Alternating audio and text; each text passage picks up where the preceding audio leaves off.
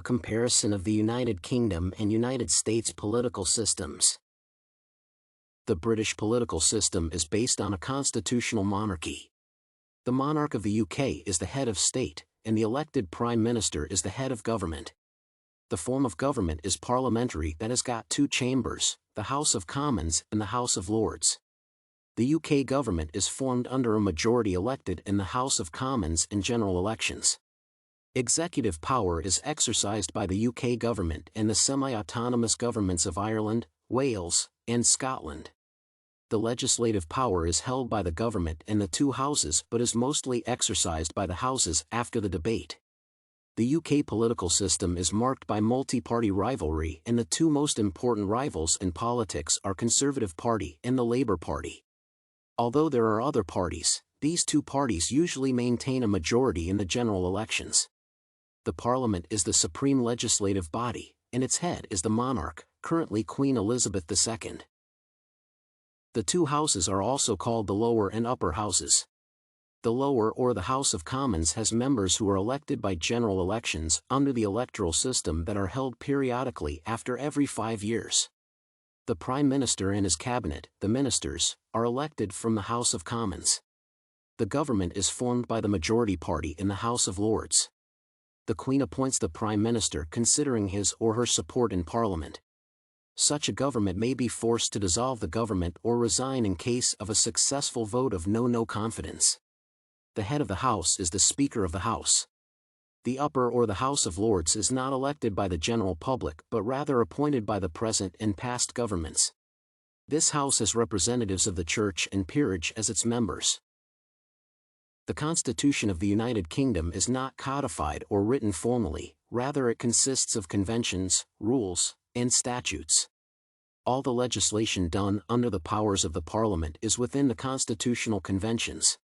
Under the Constitution, the head of state and affairs is the monarch. The executive power that is held by the government is exercised on behalf of the monarch, who is considered the sovereign. The powers of the executive are exercised by the civil servants. The civil service is the neutral, subordinate to executive, common infrastructure that works similarly regardless of the political party in power. Its job is to implement the policies of the present government and carry out the administrative part of the government. The third important component of the government is the judiciary, which is independent of the executive and the legislature.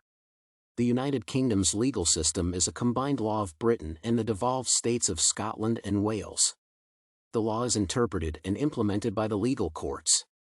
The Supreme Court is the highest legal power that has its subordinate courts. The lower courts are independent, but only their decisions can be challenged in the Supreme Court.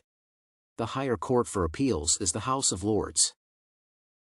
Differences between the American and British political systems. The primary difference is the form of government. As opposed to a parliamentary system of democracy, the U.S. has a presidential democracy form of government. The president is elected directly by the general public, while the Congress is elected in separate elections. This keeps the separation of powers. The legislative power is held by Congress while the executive powers are with the president. The U.S. President specifies the names of his Vice, Secretary of State, and other aides before the election. These appointments cannot be the elected congressman. No member of government is allowed to be a member of the Senate, a concept supporting the separation of powers. While in the UK the minister has to be a member of Parliament. The elected U.S. President makes a few thousand political appointments. While in the UK, the Prime Minister appoints his cabinet of several ministers from Parliament. The US has a written constitution, while Britain has no written formal constitution, rather it is in the form of constitutional conventions and small statutes. The transition of power from the previous to the new president in the US takes more than 3 months.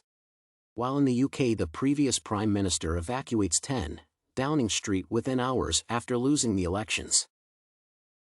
Unlike Britain, where the Prime Minister and his cabinet are answerable to the Parliament, the US President is not questionable by the Senate. However, any new law or regulation signed by the President has to be passed through the Senate.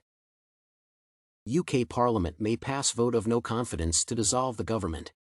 The US Congress cannot do so. The United Kingdom devolution, a dilemma of union. The United Kingdom is governed under 3 independent elected houses in Britain, Scotland, and Wales. The voices for complete independence have not been silent ever since the formation of a union. The Scottish and Wales parliaments work under devolved powers. There has been a debate on the extent and strength of devolution, autonomy, and similar laws in these states for a long time. The recent attempt to clearly define the concept of devolution is the Calman Commission's report. The Commission came as a response to growing public concerns for the devolution of any power still with Westminster. But most analysts now regard the Union as valid on grounds of common civic and political values and needs. The basic job of the Commission was to analyze and find evidence on the use of the basic formula of public spending set up by population share in the late 1970s. Kenny Farquharson, on the other hand, is enraged by the findings and work of the Commission. According to his view, the Commission goes beyond the limits to discuss the concept of Britishness. He strongly criticizes the Commission's idea of ruling out the full fiscal autonomy for the reason that it would be inconsistent with the idea of a union and Scotland being a part of the United Kingdom. One of the very basic purposes of the Commission was to find evidence of the mishandling of funds by the representatives under the reserved powers.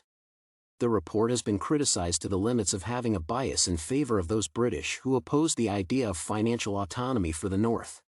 He alleges the Commission on having done Westminster's dirty work rather than the work conferred by the Scottish Parliament. The article calls for the Commission to stick to the basics, where it had the job of finding the ideal framework for devolution, with economic autonomy for Scotland and civic rights. The article markedly makes one feel how the idea of devolution has been evolved by the Scottish people and the efforts in the Union and grievances not replied by Westminster over the years.